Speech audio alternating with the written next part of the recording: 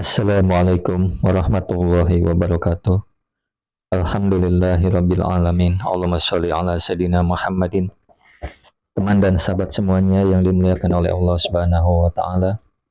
Kita melanjutkan kajian kita di dalam kitab Fathul Mu'in, sudah masuk ke dalam pembahasan di dalam bab pembahasan puasa sunnah ya. Macam-macam puasa sunnah. Qala al-musannif rahimallahu ta'ala nafa'ana Allah bihi wa bi'ulumihi fi darin amin. Faslun ayhada faslun, adapun ini ialah sebuah fasal fi saumi tatawu'i, di dalam puasa sunnah, walahu, dan ialah bagi puasa sunnah minal fadaili, dari keutamaan-keutamaan, wal masubati, dan pahala, ma adapun pahala, adapun perkara, layuh sihi, yang tidak bisa menghitung pada ma illallahu, kecuali Allah Ta'ala yang maha luar siapa Allah. Jadi sekarang membahas tentang bab puasa ya, macam-macam puasa sunnah. Jadi puasa sunnah ini memiliki beberapa keutamaan dan pahala yang begitu besar. Bahkan yang tidak dapat menghitungnya pahalanya. Siapapun tidak dapat menghitung pahalanya kecuali Allah Subhanahu wa taala. Wa min sama, dan karena itu dan dari sana adopahu, menyandarkan padanya puasa ta'ala, Allahu Ta'ala, siapa Allahu Ta'ala, ilaihi, kepada Allah, duna ghairihi, bukan selain puasa, minal ibadat, dari ibadah-ibadah. Jadi gini maksudnya, Allah menyandarkan ibadah puasa untuk zatnya sendiri. Nah, seperti itu, saking luar biasa pahala ibadah puasa ini, tidak dengan ibadah-ibadah yang lainnya. Nah, seperti itu.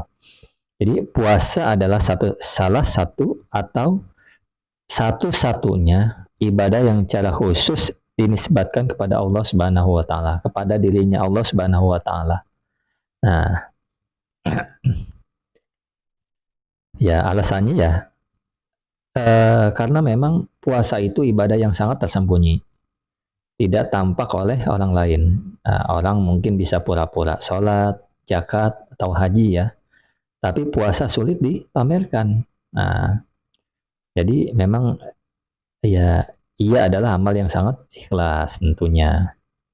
Nah, maka di dalam suatu hadis nanti dibacakan, Allah menjadikan puasa maksudnya miliknya langsung, sebagai bentuk kemuliaan atau balasan ya. Balasannya pun tidak dapat dibatasi. Nah, bahkan puasa itu ya menjadi perisai dari api neraka. Kemudian, nah ini hadisnya. Faqala berfirman, nah hadis qudsi ya. Faqala berfirman siapa Allah, kullu amal ibni Adam, adapun semua perbuatan anak Adam, lahu ialah baginya, illa sauma, kecuali puasa.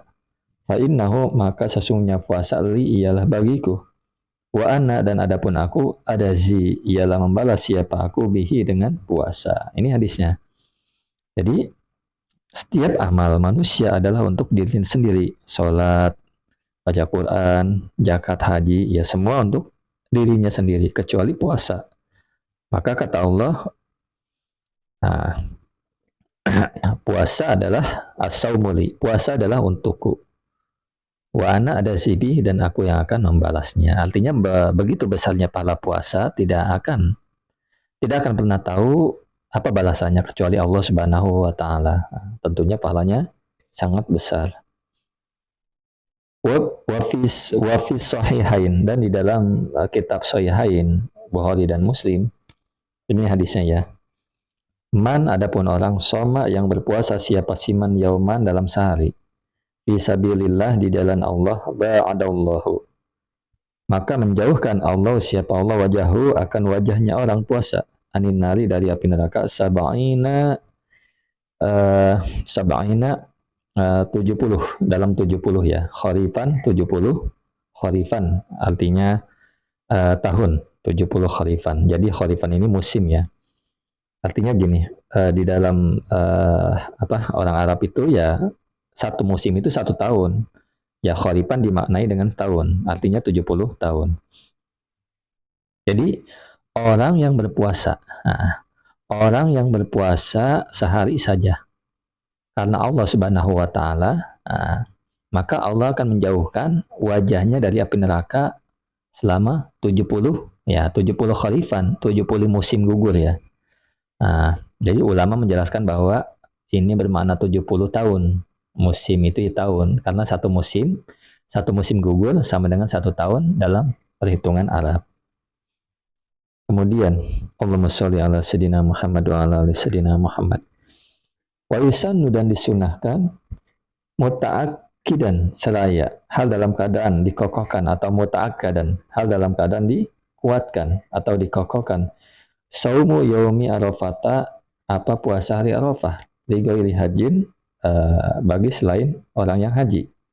Li'annahu, karena sungguhnya puasa Arafah, yukafiru, ialah melebur, apa puasa Arafah, as-sanata, pada tahun, alati, yaitu tahun, huwa, yang adapun siman, fiha, di dalam tahun, wallati, dan tahun, ba'daha, yang setelahnya tahun, kama, sebagaimana keterangan fi khabari Muslim, dalam hadis Imam Muslim. Nah ini, jadi puasa hari Arafah itu sangat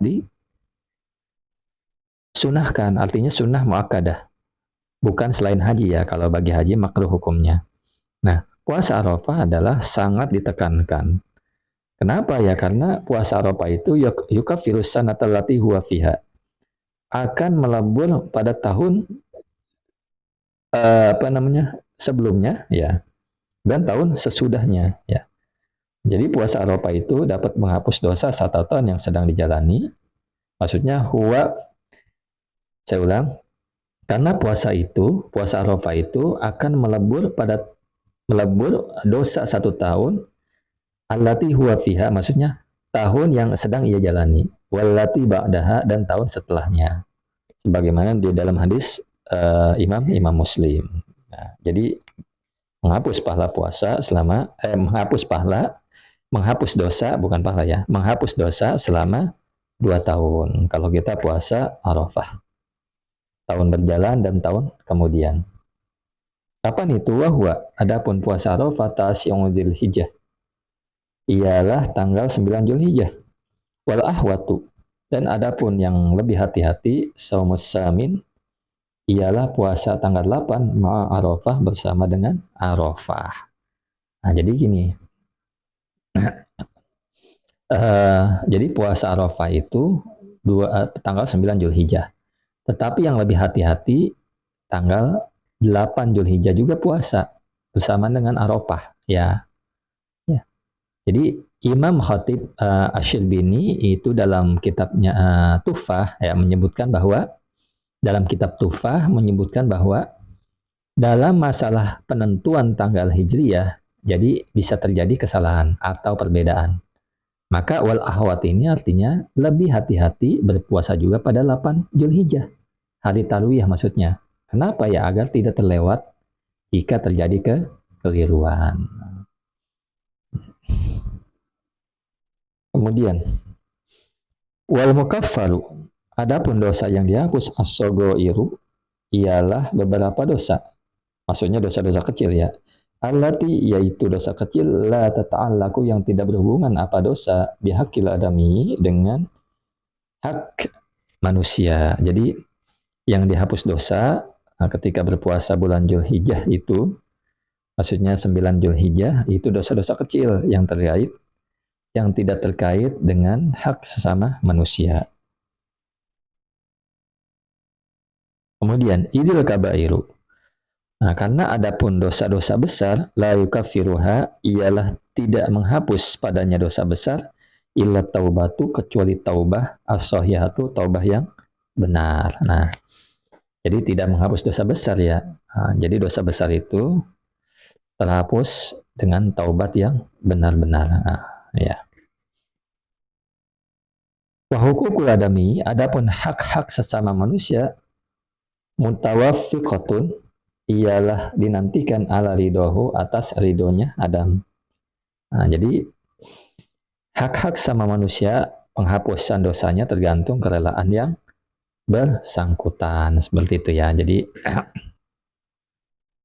Kalau apa namanya, dosa-dosa yang terkait sama manusia seperti utang, mencuri, merampas, menjolimi, jadi tidak cukup dengan taubat saja kepada Allah, tapi harus mendapatkan kerelaan dari orang yang dirugikan. Karena tidak bisa minta maaf. Ya, tidak bisa, tidak hanya minta maaf saja, harus ada keridoan dari si yang kita rugikan, dari yang kita zolimi, seperti itu.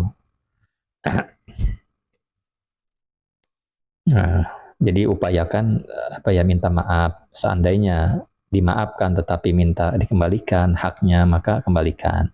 Seandainya nggak bisa atau tidak usah dikembalikan atau tidak minta dikembalikan, maka itu adalah keuntungan buat kita. Artinya apa? Ya, seseorang itu tergantung kepada orang yang kita sakiti. Seandainya dia minta dikembalikan, maka kembalikan apa yang kita ambil darinya, apa yang kita curi darinya. Tetapi kalau dia merelakan, nah itu adalah ya rezeki buat kita tentunya, selain kita sudah dimaafkan dan tidak ada kewajiban mengganti. Karena apa? Orang tersebut sudah merelakan. Kemudian, fa'in lam takun, maka jika tidak ada lahu baginya orang. Sogoiru, apa dosa-dosa kecil, zida, maka ditambahkan. Fi hasanatihi, di dalam kebaikan-kebaikannya. Jadi, kalau seseorang itu sudah puasa Arafah, ternyata dosa kecilnya tidak ada, maka ditambahkan kebaikan-kebaikannya. Luar biasa ini. Kemudian, wa ta'akkadu, dan sangat dianjurkan shaumus samaniyati, apa berpuasa tanggal 8. Lil khabari, lil khabari, karena ada suatu hadis as-sahih yang sah apa hadis.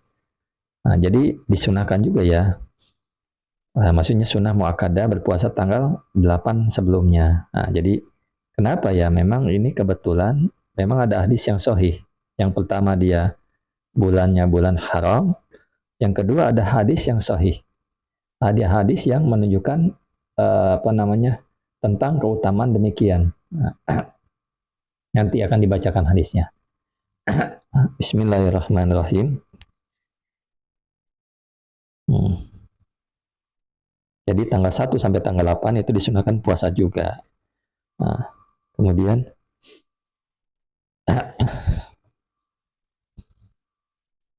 al-muqtadi, yang dituntut. Ya, saya ulang ya, lil khabari, karena ada hadis sahih, yang sahih apa hadis fiha, di dalam puasa samaniyah. Nah, puasa ya 8 hari. Al-muqtadi, yang menuntut li abdoliyati asyriha, yang menuntut keutamaannya 10 hari bulan Zulhijjah. Ala asyri Ramadan, atas 10 hari bulan Ramadan al-akhir, yang akhir. Jadi ada dalil ya, hadis sahih dalam hal ini yang menunjukkan keutamaan 10 hari bulan Zulhijjah mengalahkan keutamaan 10 hari yang terakhir di bulan Ramadan. Nah, jadi hadisnya ya seperti ini dari riwayat Ibnu Abbas ya radhiyallahu anhuma, "Min ayyamin al-amalu sholih fihinna ahabu ila Allah min hadhil ayyam al-ashri." Ya. Qalu ya Rasulullah, wal jihadu fi sabilillah. Qala wal jihadu fi sabilillah illa rajulun kharaja bi nafsihi wa malihi falam yarji min dalika bisyai. Nah, jadi artinya tidak ada hari-hari di mana amal soleh lebih dicintai oleh Allah Subhanahu wa taala daripada 10 yang pertama bulan Zulhijjah. Nah, jadi para sahabat bertanya, "Wahai Rasulullah, tidak juga jihad di jalan Allah?" Beliau menjawab, "Tidak juga jihad di jalan Allah. Ya, kecuali orang yang keluar dengan jiwa dan hartanya lalu tidak kembali dengan suatu apapun." Artinya syahid. Nah, seperti itu. Nah, jadi keutamaan memang luar biasa ini. Nah, ada yang mengatakan siangnya lebih utama 10 hari bulan Zulhijjah. Tapi malamnya lebih utama 10 hari terakhir bulan Ramadan. Wallahu a'lam bishawab. Syukran ala ihtimamikum. Assalamualaikum warahmatullahi wabarakatuh.